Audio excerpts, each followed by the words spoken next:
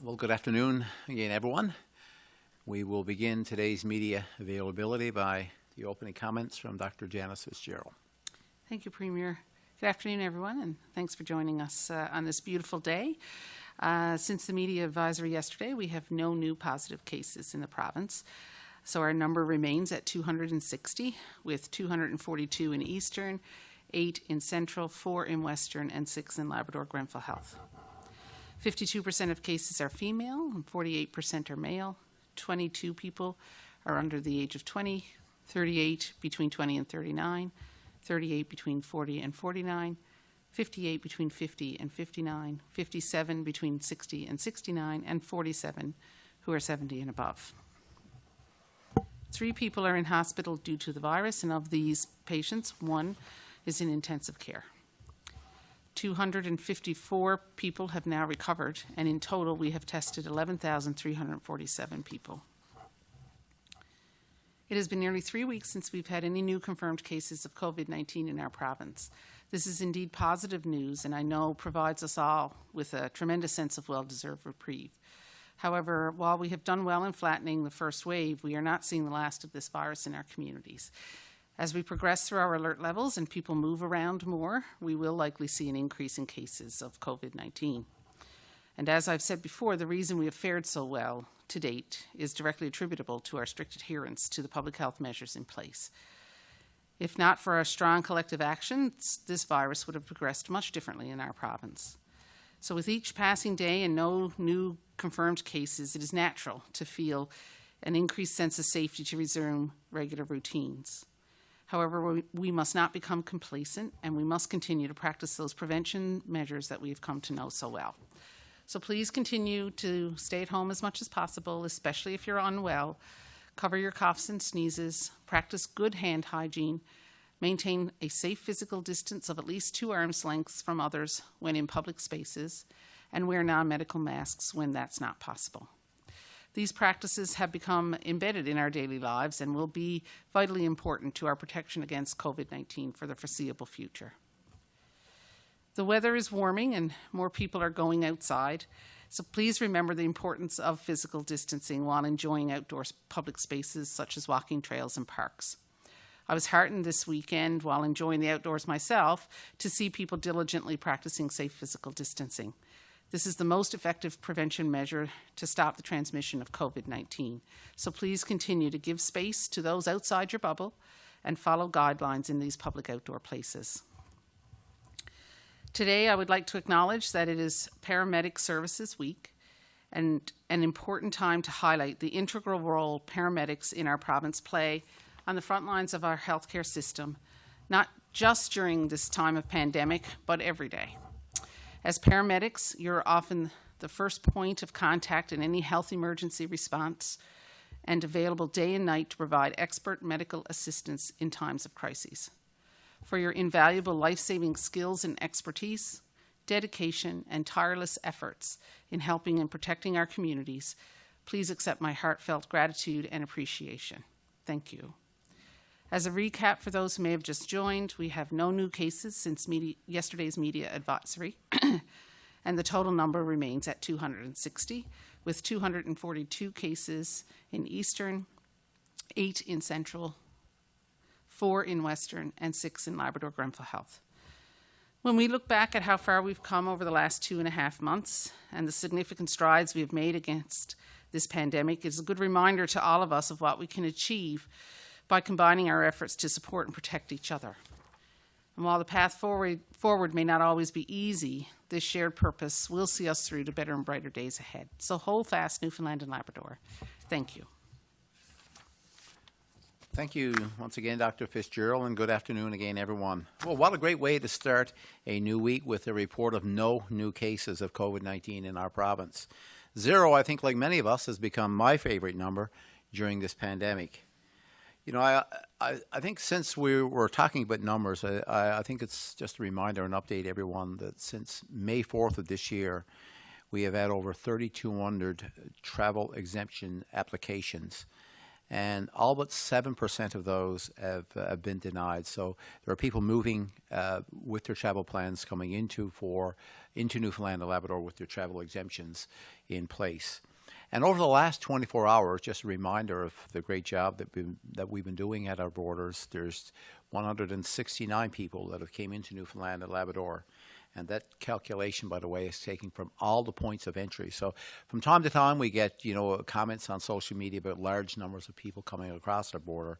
So just this is an example. Over the last 24 hours, there's 169 people that have come in from all points of entry. And I think, as Dr. Fitzgerald has just said, this is a large part of the success that we've had within our province. So I want to express my thanks once again to Dr. Fitzgerald and our public health officials who are working nonstop through this pandemic. I also recognize and thank you to the residents, as Dr. Fitzgerald has already said, for the great work that you are doing protecting yourself from the spread of this virus. But in doing so, you're also protecting others. It's the responsible measure that it keeps most of our vulnerable people and our essential workers safe. We must not forget that while most Newfoundlanders and Labradorians were staying at home during the initial stages of this pandemic, it's our essential workers who are our community heroes. Like our healthcare workers, it could be our truck drivers, our cleaners, our grocery store workers. They were indeed leaving their families every day to provide much-needed essential services and goods for residents of our province. So we do not want to go back to those early days in this pandemic. I think 18 days straight of zero numbers back in April seemed something that we could not do in our province. But thank you, because you have stepped up and helping us getting us where we are today. But we must always remember that our results are proof that physical distancing and practicing good hygiene works. So while you've been hard at work to protect yourself, we've been at work putting in place supports and resources. Everything that we do and the things that we have done in the past is about protecting you. It's about supporting you as we work to stop the spread of COVID-19. Especially now as we look to move to Alert Level 3 in our plan Life with COVID-19. This is a move that will take us a step closer to our new normal.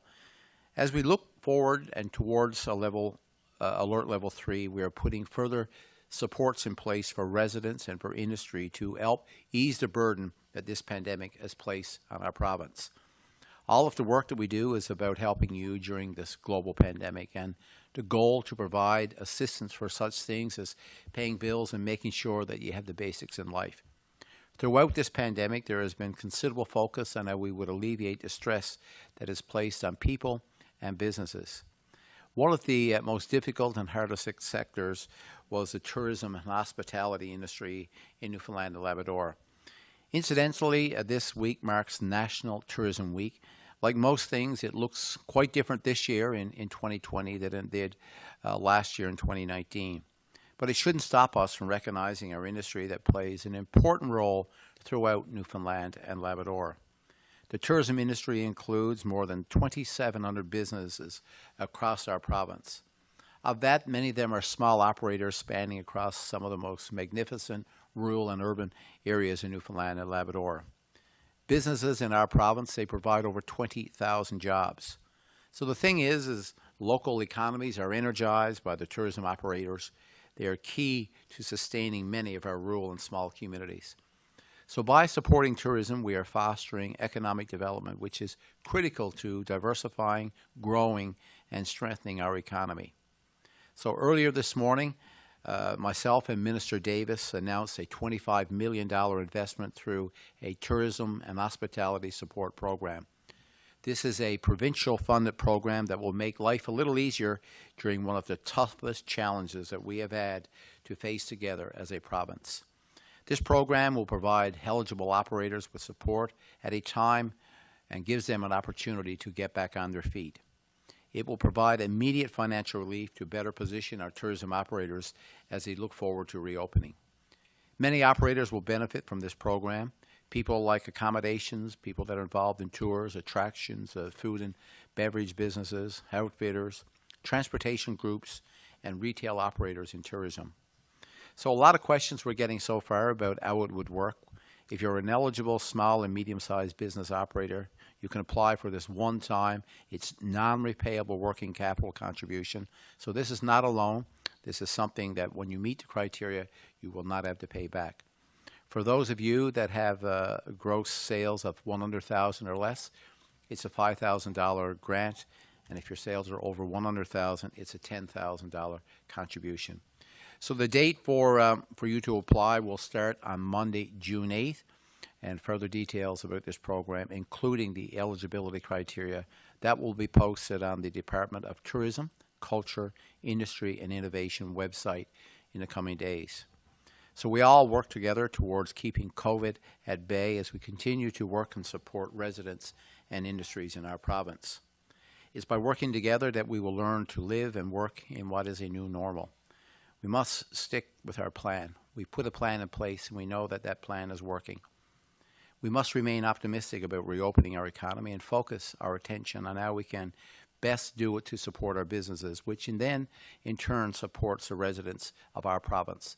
They are the job creators and some of the 20,000 that I just mentioned in the tourism sector.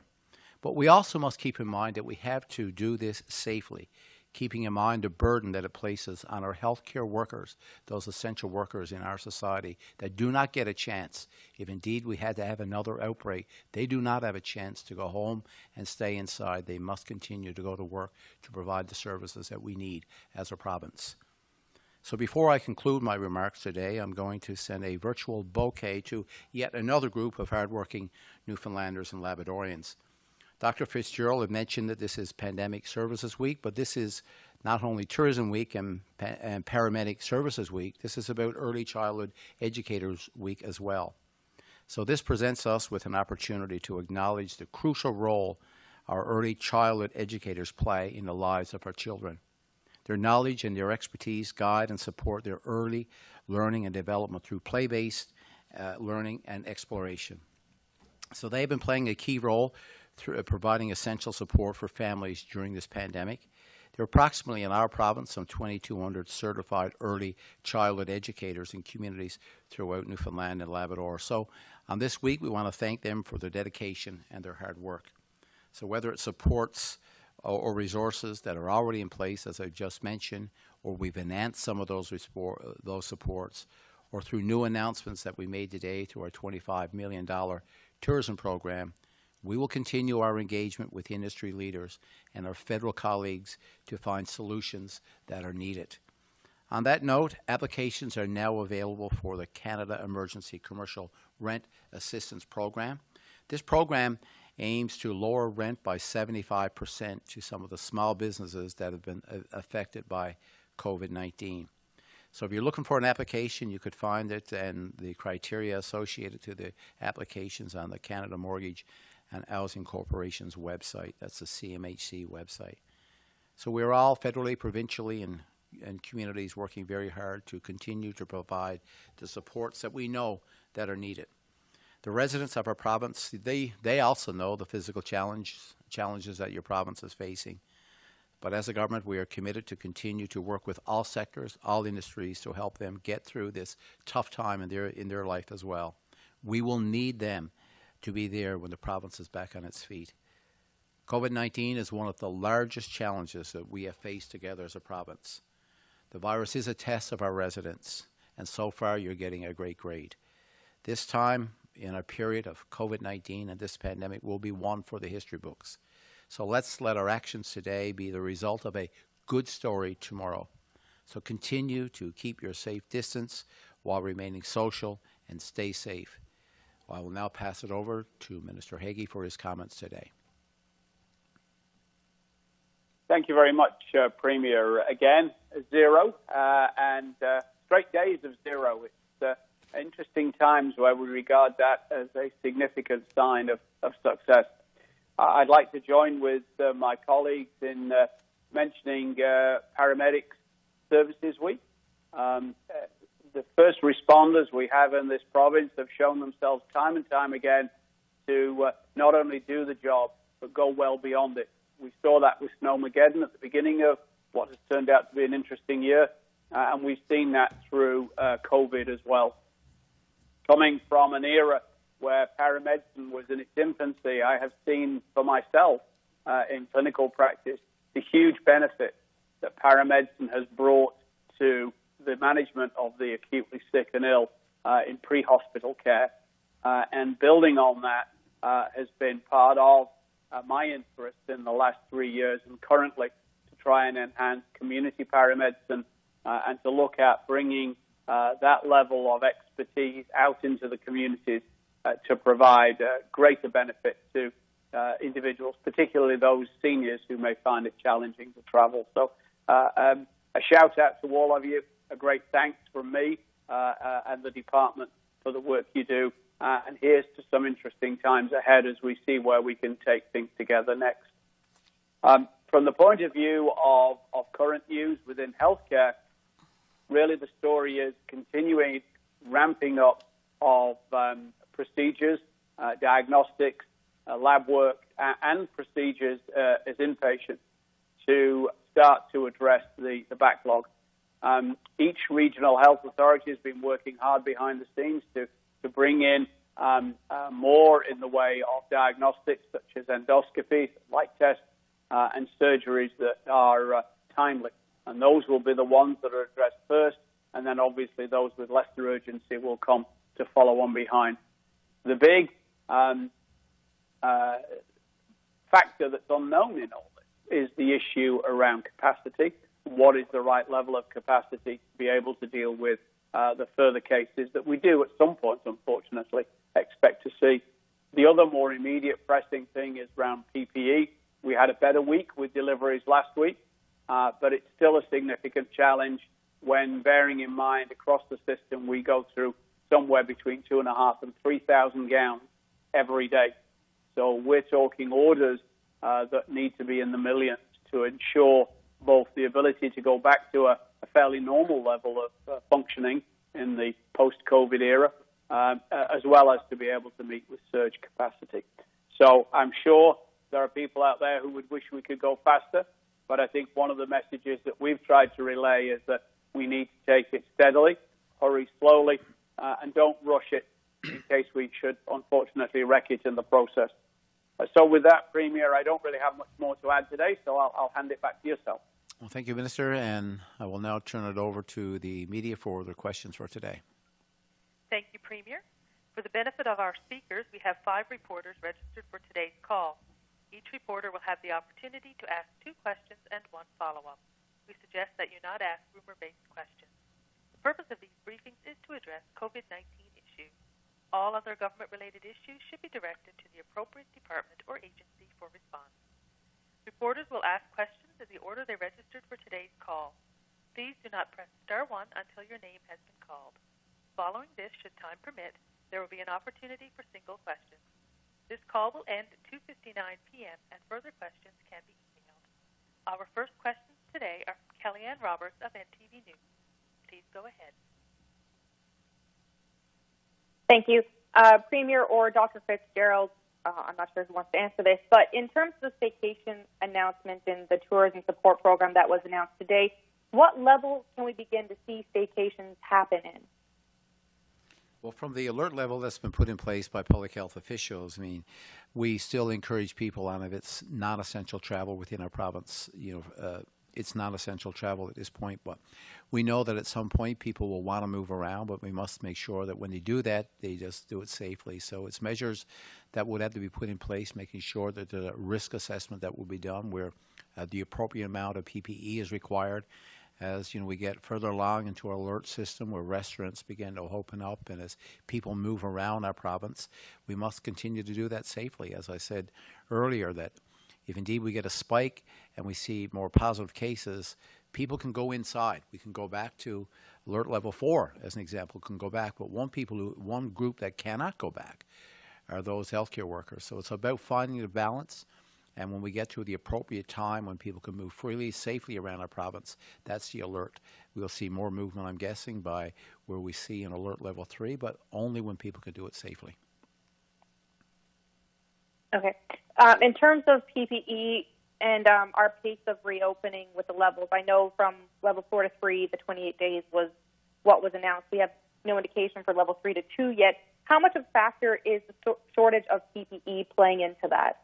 It's an extremely important factor. And contact tracing, we've done a remarkable job back in March and April in doing proper contact tracing, getting people identified so that we can get, identify the positive cases and slowing the spread. But PPE, making sure that we got the protective equipment available to our healthcare workers and those essential workers is a critical component of where we need to be as we open up our economy. Not only is it just for essential workers, but also we know that many people in the private industry themselves will find themselves competing for this same PPE. So, it's about finding a balance, and we're seeing this in other provinces right now where, they find themselves in the situation where supplies are low. We've always been able to maintain, as Minister Haggie has said so many times, the supply here. But, supplies come in often much lower than we would have ordered. So opening up the economy, PPE is a major discussion, a major part of the decision-making before we move forward. Thank you. And finally, I know we've asked this weekly at this point. It's one of those hot topics, especially with about cutting each other off. It's just about trying to work through those multi-second delays. Thank you. Our next questions are from Tyler Dunn of VOCM News. Please go ahead. Thank you. Premier, you talked a little bit about the funding that was announced today for the tourism and hospitality industry. I'm just wondering how much money is available in total through that contingency fund? Well, we had $200 million in the contingency fund, and one of the things as we make announcements, and there's been a few in recent days about how we support our communities and our residents. We first of all and foremost, we look to the departments. I mean, there's been some reprofiling that will happen internally within the system, and when we can find it there, that's the place that we will go first. And so far, there's a $200 million contingency fund that we'll give an update on soon. But some of the money from the tourism program that we announced today will come from that $200 million contingency fund. And so the update will also talk about how much money is remaining, or do you know those numbers?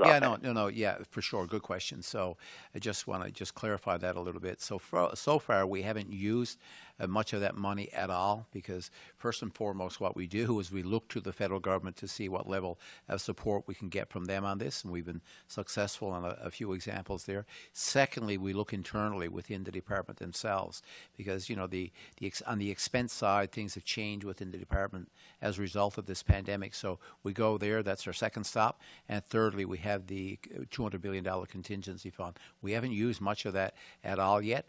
And so once we identify, what we couldn't find in the department, then the last resort would be the contingency fund. Thank you. And Dr. Fitzgerald, I was just wondering, is there an update on what kind of changes daycares might undergo during the next alert level? So we've been having some discussions with the Department of Education and Early Childhood Development, and they've been obviously connecting with their daycare providers. We certainly will be looking at some increase in the number of children who will be able to attend daycares. So right now we have some restrictions on how many children can be in a homeroom in a child care center, and the restrictions on the total number of children that can be in that center overall. And obviously, as we open up and expand businesses, and we're going to have to expand daycare to accommodate. So there will be an increase in the number of children that will be allowed, both in homerooms and in total in a facility. Thank you.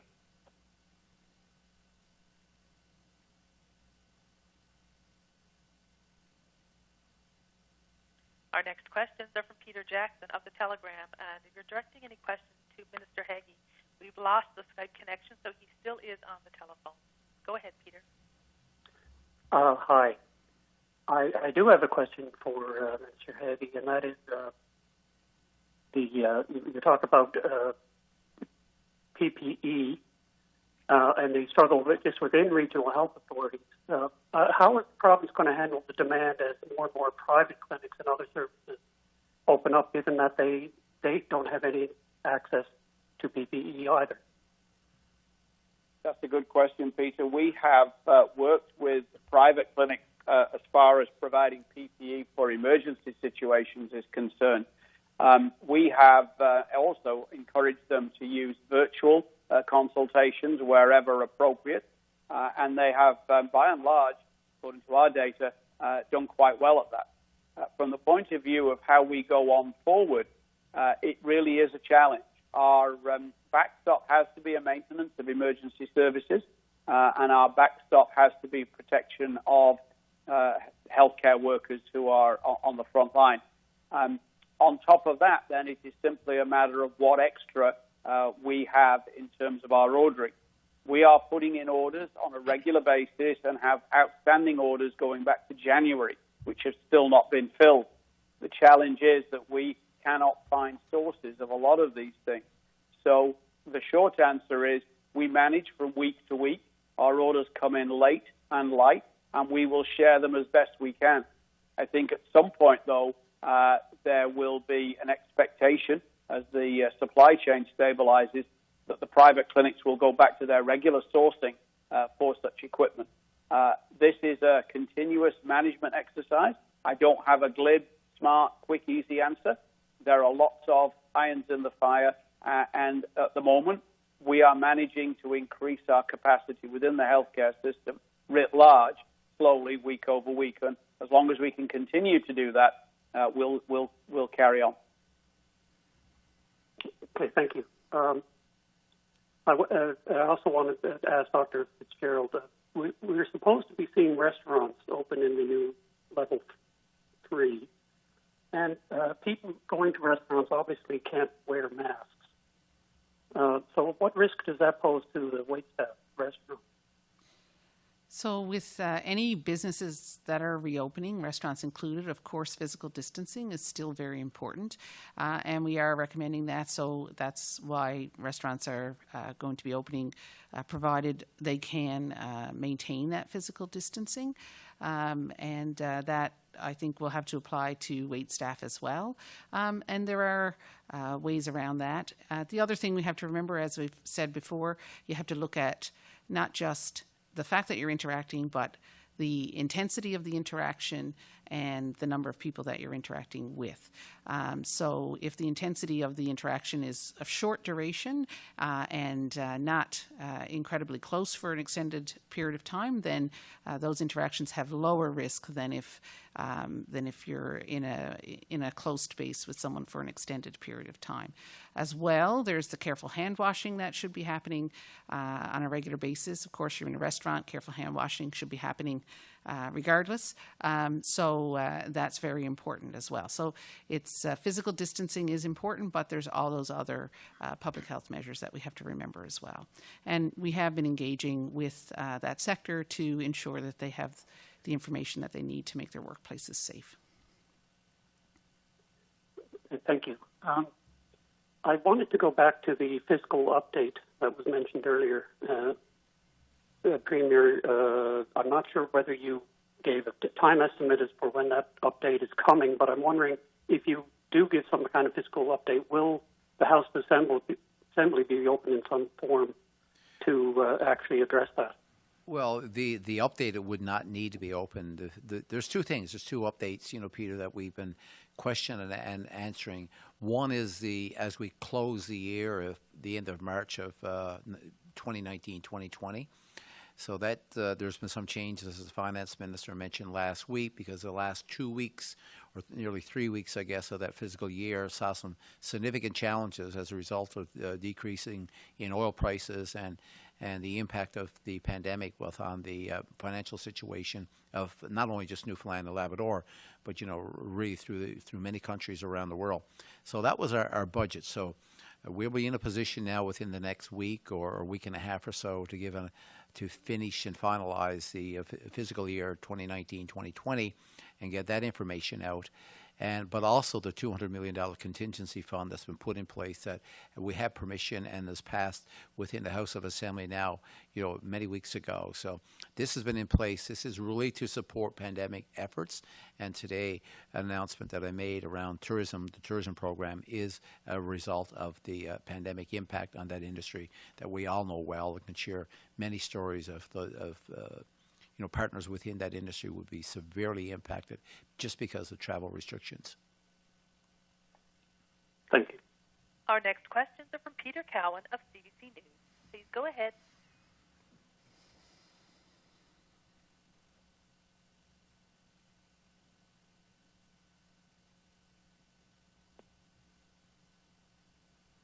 Mr. Cowan, please. Star 1.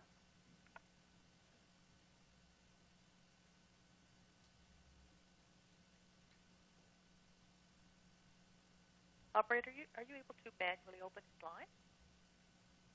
One moment, please. Thank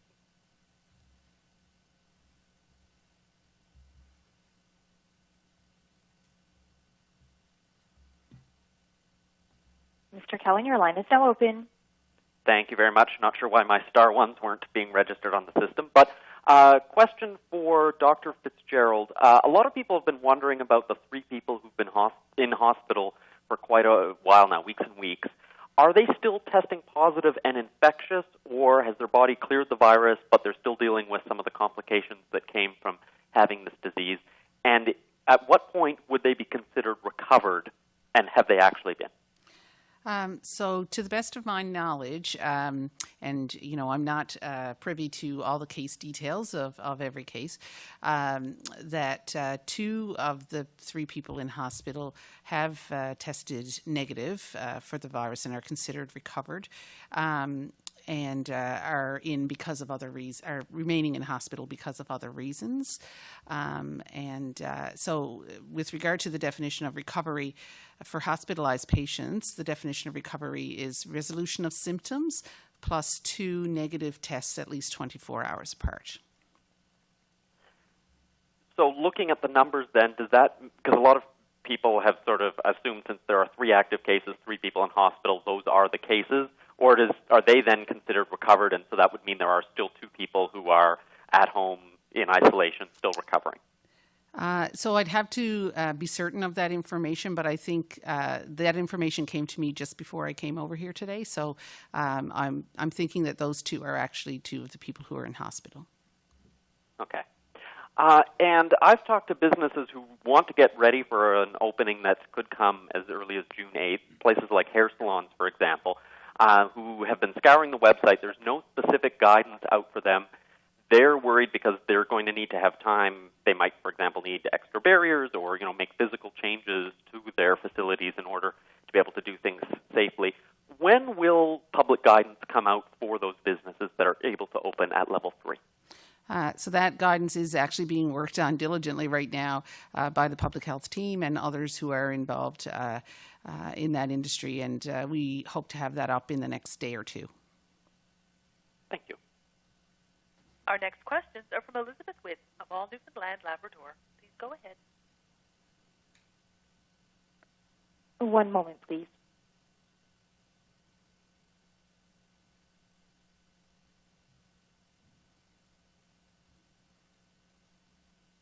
Your line is now open. Hi, thanks. My question kind of follows on Peter's. On the COVID website where businesses are being directed for more information, the alert level changes are often listed with restrictions or with details to be determined. And I know we've spoken with a few operators who are kind of throwing their hands in the air because they've reached out to the business team that was put together, and they're not being able to get answers. So I'm wondering, when will these determinations be made and the information added to the website? In the next day or 2. Okay, perfect. And I was curious, as Newfoundland and Labrador enters through these alert levels, there, I assume, is an anticipated greater demand for PPE and testing. And are there any current projections of how much those demands could go up? Well, it depends on what the operation would be and what the required amount of PPE would be.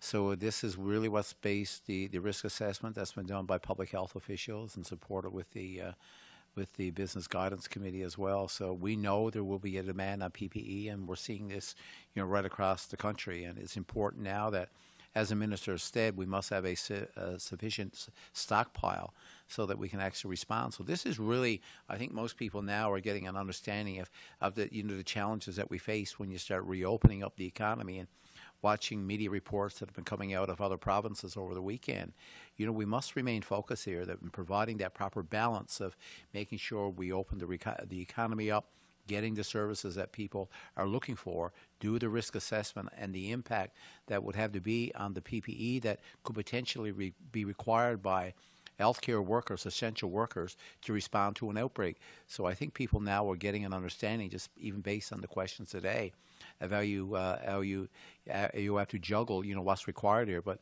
we will be very clear here that we must have a stockpile so that we can respond to protect our healthcare professionals and those that are required the appropriate levels of PPE in the private sector.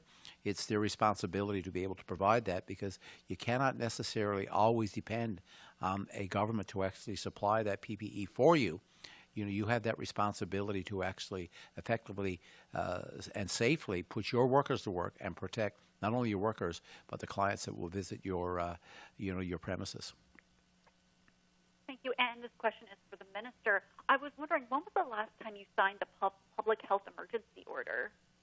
And as we go through the pandemic and through these alert levels, do you plan to stop signing it? The last one, I think, was just around 11 days ago. So I think we're due again this Thursday. All the special measures orders and the authority under those only exists as long as a public health state of emergency is declared. So the last thing to go will be, in my view, the declaration of the public health state of emergency. It's only when Dr. Fitzgerald and her team feel that they require no more special measures orders to safeguard the public health that the state of emergency becomes redundant. So that's one of the last things to do. Thank you. Thank you, Minister. We have time left now to take two more questions from each reporter, and then we will end today's call. So our questions will come right now from Kellyanne Roberts of NTV News. Go ahead.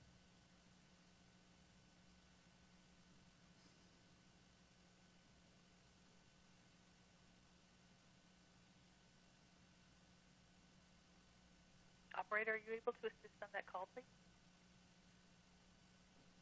Ms. Roberts, please press star 1 at this time to proceed with your question.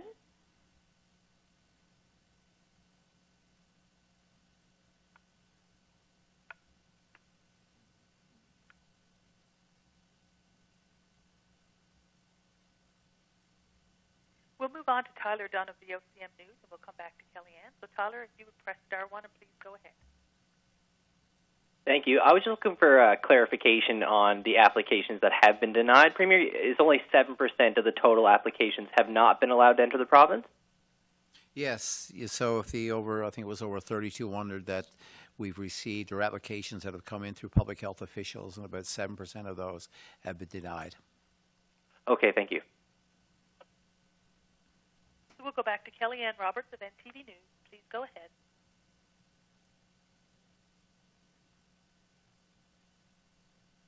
Hello?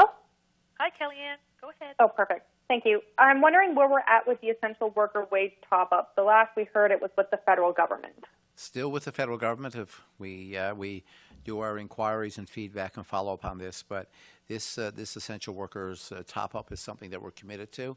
Our program, our proposal is up with the federal government, and as I mentioned, this would be a one-time payment. The program expires on July 1st, or July 4th rather, and so that would be the time frame that you would have worked if you're an essential worker up until July 4th. So it's not that the program will expire and you would not get your money, but you would get your money based on the work that you've provided up until July 4th. So it will be a one-time payment, something after July 4th. Thank you. And Dr. Fitzgerald, we know you speak regularly with other CMOs. I'm wondering, what's the biggest question they've had to you about what they can take from Newfoundland and Labrador and apply to their jurisdictions, knowing that we have done so well in tackling our curve here? Well, our conversations with the chief medical officers of health and public health officers in other provinces is really a sharing of information. It's just talking about topical subjects and how we're all responding to that. So I don't know that they've had any specific questions for me in particular, but it's really just about us sharing what we're each doing with regard to a particular area, a particular question, and that exchange of information in general. So it's been an incredible place to learn and to exchange ideas. Lots of information that we've gotten from that venue. Thank you. The next questions are from Peter Jackson of the Telegram. Please go ahead. Hi. I'm not sure whether it's decided on the windows between different alert levels. I know we had a 28-day one from 4 to 3. Is there any malleability on that for the next levels? Or are they set in stone as 28 days? No, so what we've said in the past is that we will be looking at the epidemiology here, epidemiology elsewhere, and deciding, not only what measures we have to do or how we progress through those levels, but also how long it would take us to move from one level to the next. So, there's nothing, it's not set in stone for sure, but it'll be something that we evaluate on a regular basis as we move through the next alert levels. Okay, and as a follow to that, have you set any thresholds for new cases that'll determine whether you reimpose health orders, or is that being done on a sort of malleable or flexible basis? So we have a surveillance strategy that we're using as we move forward and move through this, and that surveillance strategy includes looking at the number of cases we have, the R0 or RT, looking at percent positivity in our lab cases. And so there's a lot of information that we will be looking at with that. And in addition to that, we'll be looking at other parameters that will, or indicators that will tell us, about our healthcare system capacity, about our public health system capacity. So all of those things are things we have to consider moving forward, and it's all a part of our ongoing surveillance. Thank you. Our next questions are from Peter Cowan of CBC News. Please go ahead.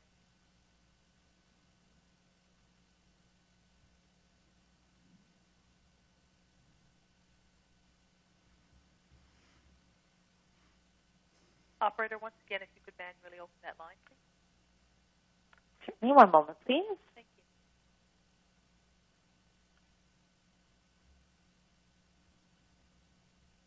you. Your line is now open. Thank you very much. Premier, you said the proposal for the top-up for essential wage work earners is with the federal government. Can you provide some more details on what exactly the proposal is? Who exactly would get the money, and how much are we talking about? Yeah, so there's a definition of what essential workers would be like, and there's a definition that we've used from the Canada Public Health Safety or Public Safety, and so we will use, and it's a broad range of people. It includes, from cab drivers to people that clean facilities, to our healthcare workers, to people that would work in grocery stores. There's a number of people that would be included in our proposal. The federal program, if you remember, was initiated as a result of the $2,000 threshold that was from the SIR program that was announced federally. That was the Canadian Emergency Response Program. And so that was at $2,000 threshold. So then what was happening then, we had a number of people that were providing some essential services to, Canadians. And so it was decided to top that program up to $2,500. And in Newfoundland and Labrador, there were not a lot of people that would have qualified simply because that was at the $15.63 threshold. So it was important then for us to be able to show some support for our healthcare workers. So we've raised that threshold in our proposal up to $3,000. Some other provinces have taken different thresholds. So, it's up there. We'll work with the federal government to get our proposal accepted. So it's at the $3,000 threshold. So anybody that would have made less than $3,000 per month, which up until that 16-week period, which would end on July 4th, would qualify. So that's kind of the extent of the proposal. And a question for Dr. Fitzgerald. You said before that the restrictions that are in place are to prevent the possibility that we may have asymptomatic people from infecting others. Since we haven't seen any new cases in 17 days, does this mean that there are no asymptomatic people spreading the disease? Wouldn't some of those infected people have started showing up in our testing, for example? Yeah, so that's a good question. So the thing with asymptomatic people is we don't know where they are. So there may be some asymptomatic people that we don't know about.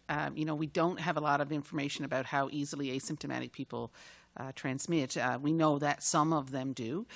We don't know really what percentage of them do. So there may be that, but there may also be that some people are being very good with self-isolation, and so, we're not seeing spread because they're following the guidelines and staying at home. But it is certainly bodes well that we haven't seen any cases coming up in our testing, or we haven't seen people presenting to hospital. That certainly does bode well for us having a low prevalence here in the province. Thank you. Our next questions are from Elizabeth Whitten of all Newfoundland and Labrador. Please go ahead. Well, what I was asking about a moment ago, Minister, you mentioned that signing the public health order, the lifting of the public health order, would be the last thing you did. So I was wondering, was that when a vaccine would be effective and widely used, or would that wouldn't be level 1 though? Well, the interesting thing is if you look at alert level 1 does have restrictions in it. It's not normal as of, this time last year kind of level. So I think we would need to be looking at that stage as to what the situation was more generally. There are stories about vaccines, but they're still 16 to 18 months out on the very optimistic circumstances. There is little or no evidence yet of a definitive specific treatment for the disease. And I think absent either of those, if there's evidence from around the world that this virus is still prevalent and still cycling around, and certainly that seems to be the case if you look at China now with a third wave, for example, in a different province, it looks as though we're going to have some form of restrictions for some time yet, and a vaccine that works and is widely available and is widely used by people in this province would be the bedrock of that kind of thing. So the longer answer is there. The shorter answer is we would need to keep our state of emergency until such time as we no longer need special measures orders.